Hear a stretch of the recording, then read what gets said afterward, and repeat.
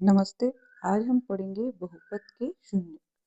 जो ये शून्यक है वो बहुत ज़्यादा इम्पोर्टेंट है।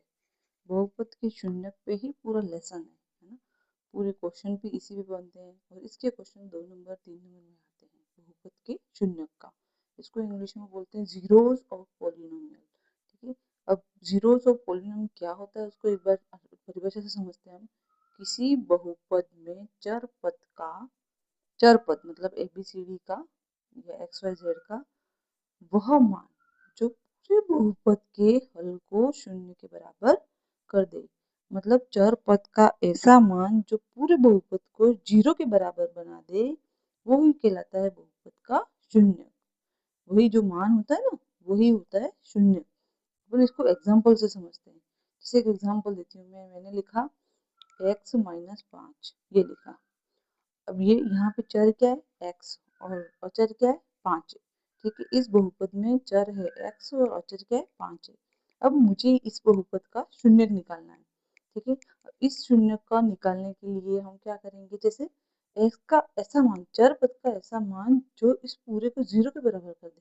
अब मैं x की जगह ऐसा क्या मान रखूं कि ये 0 के बराबर हो जाए, है ना। अगर मैं x की जगह 4 रखूंगी तो क्या 0 के बराबर होगा? रख के देखते हैं। x बराबर मैंने 4 रखा तो x की जगह इसमें क्या हो गया 4 आ गया। 4 माइनस 5 तो कितना आया -1 आया। ठीक है। ये 0 के बराबर नहीं हुआ। अगर मैं x के बराबर 5 रखूँ, ठीक है, x के बराबर क्या रखूँ 5 रखूँ। अब देखो 5 रखते हैं तो 5 माइनस 5 तो ये किसके बराबर आ गया 0 के बराबर। मतलब इस पूरे बहुपद का जो शून्यक है वो क्या होगा 5 होगा। क्या होगा 5। ठीक है। इस तरह से चर पद का जो मान जो पूरे बहुपद को 0 के बराबर कर दे वही उसका क्या कहलाता है शून्यक कहलाता है। इस शून्यक को आपको ध्यान रखना है ना, बहुत इंपॉर्टेंट है। अब हम आगे इसको और समझेंगे। एक एग्जांपल और देती हूँ मैं आपको।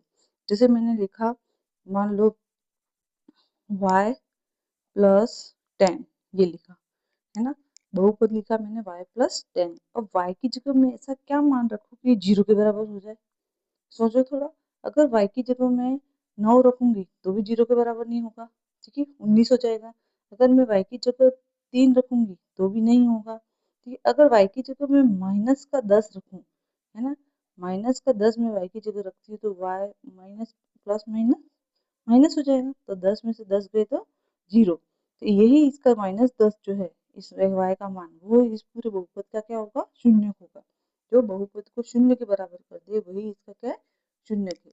देखो इसके आगे हम और समझेंगे बहुत सारे शून्य कैसे बनते हैं। फिर से एक बार रिवाइज कर दो। बहुपद के शून्यक यानी जीरोस क्या होते हैं, किसी बहुपद में चर पद का वह मान जो पूरे बहुपद के हल को शून्य के बराबर कर दे वही उसका क्या होता है बहुपद का शून्यक होता है।